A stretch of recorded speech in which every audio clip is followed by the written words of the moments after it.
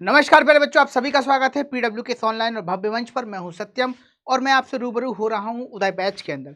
प्यारे बच्चों, एकांकियों की श्रृंखला में आज हम पढ़ने वाले हैं एक और शानदार एकांकी जिसका नाम है सीमा रेखा। अब ये सीमा रेखा क्या है और कैसी सीमा रेखा है, हम इस बात को पढ़ते पढ़ते जानेंगे।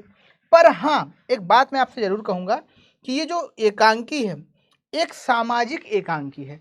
समाज में आने वाली तमाम समस्याओं को और उसके कारणों को व्यक्त करती है कि भाई ये जो समस्या है क्यों आती है समाज में और इस समस्या का क्या परिणाम होता है।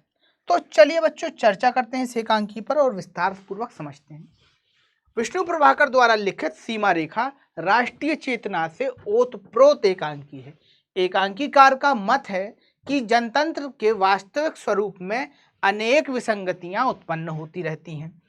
इसके कारण राष्ट्रीय हित की निरंतर हत्या हो रही है।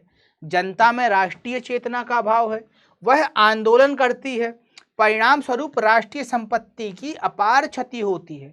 एकांकीकार ने इस समस्या को ही अपनी एकांकी की कथावस्तु बताया है।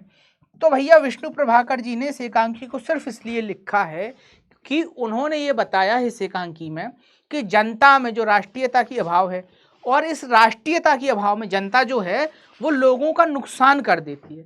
कैसा नुकसान कर देती है भाई साहब कि आंदोलन शुरू कर दिया और जब आंदोलन शुरू होगा तो मारपीट होती ही है, ठीक है, धक्का मुक्की होती ही है। जनता भड़क कर जो है ना राष्ट्रीय संपत्ति को नुकसान कर देती है। जैसे आपने कभी सुना होगा कि अब आजकल तो दंगे होते नहीं हैं, ठीक है, पर कभी कभी ऐसा होता था कि जब दंगे हुआ करते थे तो बस जला दी, कहीं ट्रेन रोक दिया, कभी कोई बिल्डिंग को पटक दिया, इस तरीके से उल्टे सीधे काम होते रहते थे। तो ये सारी चीज़ें क्या होती थी, जनता की संपत्ति होती थी, राष्ट्र की संपत्ति है, ठीक है, और इसका नुकसान हो जाया करता था दंगों में। और इसी चीज़ को लेकर उन्होंने एक एकांकी लिखी, इसके माध्यम से उन्होंने जो जनता का चरित्र वो दिखाया। आइए अब बात करते हैं एकांकी क्या है।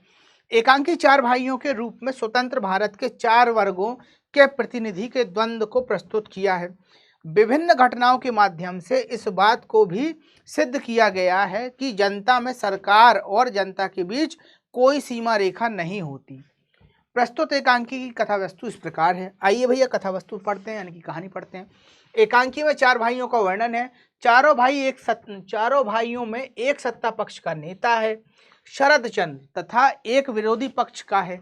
तो भाई चार भाई हैं जिसमें से पहला जो भाई है शरद चंद्र जो है वो सत्ता पक्ष का नेता है और एक विरोध पक्ष का यानी कि विरोधी है। तो देखो भाई भाई आपस में ही लड़ रहे हैं, वही पॉलिटिक्स वाला कि तो फला पार्टी ज्वाइन कर लो, हम फला पार्टी ज्वाइन कर लेंगे, सत्ता में तो हम रहेंगे ही रहेंगे, ठीक है, चाहे तुम रहो चाहे हम रहें। तो यही बात है कि शरद चंद्र जो है वो लीडिंग पार्टी में है, ठीक है, और सुभाष चंद्र जो है वो अपोजिशन पार्टी में है। लक्ष्मी चंद्र एक व्यवसायी है, उनका एक तीसरा भाई भी है लक्ष्मी चंद्र जो बिजनेसमैन है, और विजय यानी कि उनका जो चौथा भाई है वो पुलिस में कप्तान है। अब देखो आगे क्या है। अरविंद बड़े भाई लक्ष्मी चंद्र का पुत्र है। भाई इनका जो लक्ष्मी चंद्र का बेटा है उसका नाम क्या है, अरविंद है। चारों भाइयों की पत्नियां तारा, अन्नपूर्णा, सविता और उमा है। भाई सब देवियों के नाम है इनके पास, सबके पास देवियां हैं। देखो फिर देखो क्या है। एक दिन बैंक के पास आंदोलनकारियों की भीड़ बेकाबू हो जाती है और पुलिस को गोली चलानी पड़ती है। एकांकी का पर्दा उपमंत्री शरण चंद्र की बैठक से खुलता है। फोन पर सूचना मिलती है कि पुलिस ने उग्र भीड़ पर गोली चला दी है। अब देखो इस गोलीबारी में 5 आदमी भी मारे गए हैं। तो भाई होता यह है कि एक बार बैंक के पास भड़क जाती है भीड़ और भीड़ को काबू करने के तमाम प्रयास किए जाते हैं, पर भीड़ जो है वो काबू में आने का नाम ही नहीं ले रही है, कुछ भी कर लो। तो मजबूरी में पुलिस को गोली चलानी पड़ती है और इस गोलीबारी में 5 लोग मर जाते हैं, ठीक है। अब जब 5 लोग मर गए तब क्या होने वाला है, तब देखो आगे क्या होता है। और इन तमाम बातों का खुलासा किससे हो रहा है, जो शरद चंद्र की बैठक लगेगी, जो मंत्री जी हैं उनकी बैठक से इन सारी बातों का खुलासा होगा। अब देखो क्या होता है। और 20 घायल हो गए, घायलों को अस्पताल पहुंचा दिया गया। शरद चंद्र की पत्नी इस कार्य को जहां अनुचित बताती है वहीं लक्ष्मी चंद्र बिल्कुल उचित बताता है। तो भैया शरद चंद्र की मिसेस जो होती है वो कहती नहीं नहीं गोली नहीं चलाना चाहिए था, पर उसका जो दूसरा भाई होता है लक्ष्मीचंद वो कहता है अरे ठीक है भाई ये सब ऊधम कर रहे थे, इनको तो मारना ही चाहिए, ठीक है। फिर देखो क्या कहता है। पुलिस कप्तान विजय भी अपने कदम को उचित बताता है। अब यहाँ पुलिस कप्तान जो उसका तीसरा भाई होता है विजय, जो चौथा भाई होता है, वो भी कहता है कि अरे अरे ये गोली वोली चलाना तो जरूरी था, वरना ये सारे के सारे लोग मेरा नुकसान कर देते, जनता जो है वो नुकसान कर देती। फिर देखो आगे क्या होता है। वह कहता है कि जनता को कानून अपने हाथों में लेने का कोई अधिकार नहीं है और ऐसे समय पर यही एक रास्ता होता है। तो ये बताता है कि भैया जब जनता भड़क जाती है, और ये बात सच है बेटा कि भीड़ का कोई चेहरा नहीं होता, अगर एक बार जनता भड़क जाए तो उसको रोकना असंभव हो जाता है, ठीक है। और पुलिस को या प्रशासन को मजबूरी में वो हथकंडे अपनाने पड़ते हैं जो वास्तव में नहीं करना चाहते हैं, ठीक है। वरना तुम ही सोचो कि पुलिस कौन है, पुलिस में कोई बहुत बड़ा आदमी या कोई विदेश से आके भर्ती नहीं होता, हम जैसे आप जैसे लोग ही होते हैं। तो कोई भी व्यक्ति अपने ही लोगों को, अपने ही समाज के विरुद्ध क्यों जाएगा। पर मेंटेन करने के लिए, लॉ एंड ऑर्डर बनाने के लिए, व्यवस्था करने के लिए, आम लोगों पर कोई क्षति ना हो, इस चीज़ को मेंटेन करने के लिए उन्हें मजबूरन कड़ी कार्रवाई करनी पड़ती है। और यही बात जो है वो विजय समझाता है लोगों को। फिर देखो आगे क्या होता है। इसी समय विरोधी पक्ष का जन नेता सुभाष चंद्र आता है। अब भैया विपक्ष के, सत्ता विपक्ष जो होता है, उनके नेता सुभाष चंद्र जी आते हैं और क्या कहते हैं, वह भी पुलिस की गोली कांड की निंदा करता है और कहता है अरे रे रे बताओ, ये तो गोली चला दिया आपने, फालतू गलत किया। और उपमंत्री से इस घृणित कार्य के लिए उत्तरदायी पुलिस अधिकारी को निलंबित करने की मांग करता है। तो भैया वो कह रहा है मंत्री जी से, वही तमाम टिपिकल टाइप कि जो लोग होते हैं ना कि थोड़ी थोड़ी बात, अरे वो तो मंत्री जी ने फला काम गलत कर दिया है, अब तो फला इस्तीफा दे, या फिर बहुत अच्छी जांच करना है, ऐसा वैसा। तो वैसे ही जो सुभाष चंद्र वो भी कहता है लक्ष्मीचंद से कि भैया कैसे भी करके जिसने गोली मारी है उस पुलिस अधिकारी को तो निलंबित करो, भगाओ नौकरी से, ऐसा बोलता है। फिर देखो आगे क्या करता है। सुभाष और सविता पुनः कहते हैं जनतंत्र का अर्थ ही जनता का राज्य है। तभी यह सूचना मिलती है कि अरविंद पुलिस की गोली से मारा गया। अब भैया क्या होता है कि लक्ष्मीचंद का जो बेटा होता है वो, उसका नाम होता है अरविंद, और वो पुलिस की गोली से निपट जाता है, यानी कि मारा जाता है। फिर देखो क्या है, लक्ष्मीचंद्र और उसकी पत्नी अन्नपूर्णा इसे विजय की क्रूरता कहते हैं। वो कहते हैं कि बताओ तुमने चाचा होकर ही मार डाला रे, ठीक है। और इससे विजय की बहुत क्रूरता कहते हैं कि अरे रे रे राम राम, तुमने तो मेरा बेटा मार डाला। तो इस बात से क्या होता है, विजय को भी बुरा लगता है। विजय को अरविंद का भीड़ में होने का पता नहीं था। विजय को अपनी गलती का एहसास होता है। विरोधी दल के नेता सुभाष चंद्र और पुलिस कप्तान विजय पर उमड़ती हुई भीड़ को नियंत्रित करने के लिए आगे बढ़ते हैं। विजय गोली चलाने से इनकार कर देता है, जिससे असामाजिक तत्वों की भीड़ में ये दोनों भाई कुचलकर मारे जाते हैं। सारा वातावरण करुणा से भर जाता है। भीड़ शांत हो जाती है। तीनों के शव बैठक में लाकर रख दिए जाते हैं। शरद चंद्र तीनों को देखकर कहता है, यह देखो कमरे में 3 लेटे हैं, कभी नहीं उठेंगे। अरविंद और सुभाष, यह जनता की क्षति है। तो देखो भैया अरविंद और सुभाष जो थे वो जनता की क्षति बताते हैं। फिर देखो दूसरी तरफ क्या होता है, और इधर विजय है, यह सरकार की क्षति है। अन्नपूर्णा रोकर इसे घर की क्षति बताती है, ठीक है। सविता कहती है नहीं जीजी, यह उनकी नहीं, सारे देश की क्षति है। देश क्या हमसे और हम क्या देश से अलग हैं। शरद उसकी बात का समर्थन करता है। यहीं पर एकांकी समाप्त हो जाती है। तो भैया होता यह है इस एकांकी में कि दोनों भाई लड़ रहे होते हैं कि तुमने सही किया और तुमने गलत किया, ठीक है। पुलिस को गोली चलानी थी, पुलिस को गोली नहीं चलानी थी।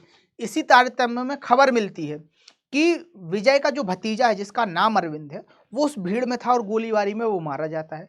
अब विजय को बहुत पश्चाताप होता है मन ही मन में कि बताओ मेरा गोली चलाने से मेरा भतीजा मारा गया। और इस बात पर जो उसकी भाई और भाभी होते हैं वो विजय को बहुत खरी खोटी सुनाते हैं, ठीक है, कि तुमने जानबूझ के मारा, ये कर दिया वो कर दिया, तमाम तरीके की बातें, क्योंकि एकांकी तो बहुत ज़्यादा विस्तार कहानी का होगा नहीं, ठीक है। फिर देखो होता क्या है कि अगले ही क्षण जो होती है, जो नेता प्रतिपक्ष होते हैं सुभाष चंद्र जी, उस पर क्या होती है, भीड़ जो है वो चढ़ जाती है कि भाई ऐसे मसलों में ना, गोलीबारी वाले मसलों में क्या होता है कि भीड़ को जब मौका मिलता है भीड़ तब हाथ साफ करना शुरू कर देती है। और इसी क्रम में क्या होता है कि विपक्ष का जो नेता होता है, जो पुलिस वाला होता है, उस पर भीड़ चढ़ाई कर देती है। और अरविंद जो यहाँ पर विजय होता है वो गोली चलाने से साफ इनकार कर देता है कि मैं अब गोली नहीं चलाऊंगा। और इस बात का फायदा जो है वो भीड़ उठा के दोनों को कुचल कर मार डालती है। अब इन तीनों की लाशें घर लाई जाती हैं और एक ही कमरे में तीनों की लाशें रखी जाती हैं। तो इस पर जो है ना उनका भाई होता है शरद, वो कहता है कि देखो ये जो तीनों हैं ये कभी नहीं उठेंगे, अब तो इनकी मृत्यु हो गई, ठीक है। और ये कहते हैं कि भाई ये तो जनता की हानि है। किसकी हानि है? कि अरविंद और जो सुभाष की मृत्यु हुई है दोनों जनता की हानि है, ठीक है। यानी कि जनता, आम जनता की हानि, क्योंकि एक व्यापारी था एक स्टूडेंट था, ठीक है। तो ये जनता की हानि बताते हैं। फिर दूसरी तरफ विजय की बॉडी को देखकर जो है ना वो कहते हैं कि ये सरकार की क्षति है, क्योंकि यहाँ पर जो विजय है वो सरकार का प्रतिनिधित्व कर रहा होता है, वो सत्ता को दर्शा रहा होता है, ठीक है। और अन्नपूर्णा रोकर इसे घर की क्षति बताती है कि यार देखो सरकार वरकार तो गई एक तरफ, अपने ही घर के 3 पुरुष जो हैं वो खत्म हो गए हैं। तो सोचो कि ये कितना बड़ा विपद है, हमारा घर जो है वो एकदम से ही टूट गया है, ठीक है। फिर आगे बढ़ते हैं और सविता कहती है कि नहीं, यह उनकी नहीं सारे देश की क्षति है। तो ये बात भी सच है बेटा कि अगर देश के नाते लोकतंत्र में यदि एक नागरिक भी गलत तरीके से मारा जाता है तो सारे के सारे समाज की, सारे के सारे लोकतंत्र की क्षति होती है। और लोकतंत्र पर प्रश्न भी लग जाता है कि जो सबसे ऊपर है, क्योंकि लोकतंत्र में कहते हैं कि जनता का, जनता के लिए, जनता के द्वारा शासन। तो अब यदि जनता में से एक नागरिक मारा जाता है, अकारण मारा जाता है, वह कोई अपराधी नहीं है, वह कोई क्रिमिनल नहीं है, पर मारा जा रहा है, तो इस पर जन लोकतंत्र पर प्रश्न लग जाता है। और इसी बात को वो कहती है, कहते हुए कह देती है कि भाई ये जो घटना हुई है ये सारे के सारे समाज के लिए बुरी बात है, ये देश की हानि है, ठीक है। और आगे इस बात को बताते हुए क्या कहती है कि देश क्या हमसे और हम देश से अलग हैं। शरद उसकी बात का समर्थन करता है और ये बात भी सच कहता है। जो पीछे से शरद आता है वो कहता है हाँ बात तो सही है कि हम जो है वो देश से अलग नहीं और देश जो है वो हमसे अलग नहीं है। और इसी बात को जो है ना बेटा स्वयं प्रकाश जी ने भी कहा था, अपनी एक कहानी थी उनकी, क्या नाम से, नेताजी का चश्मा, उसके अंदर भी वो यही मैसेज देते हैं कि देश केवल जमीन का टुकड़ा नहीं होता, बल्कि देश जो है वहाँ के लोगों से, वहाँ के पशु पक्षियों से, वहाँ की संस्कृति और सभ्यता से मिलकर बनता है। तो हम ही देश हैं, ठीक है, हमारे से बाहर कोई देश नहीं है। और हम जहाँ जाएंगे हम अपने देश का प्रतिनिधित्व करेंगे। तो बेटा इस तरीके से इस एकांकी में जो बड़ी सजीवता दिखाई देती है और एकांकी जो है वो अपने लक्ष्य को प्रस्तुत करने में भी सफल होती है। अब जो लक्ष्य वो दिखाना चाहते हैं, समाज के विभिन्न वर्गों को दिखाना चाहते हैं, सत्ता का वर्ग, प्रतिपक्ष का जो वर्ग है, उसके साथ साथ शासन की भूमिका और आम लोगों की जो भूमिका है, इन चारों भूमिकाओं को बहुत अच्छे तरीके से इस एकांकी के माध्यम से उकेरा गया। और ये भी बताया गया कि किस तरीके से जनता जो है बेकाबू होकर कैसे ही अपने लोगों का नुकसान कर देती है, ठीक है बच्चा। तो इस तरीके से इस एकांकी को हमने पढ़ा। चलिए बच्चों मिलते हैं अगले सेशन में, तब तक के लिए धन्यवाद। बने रहिए पीडब्ल्यू परिवार के साथ।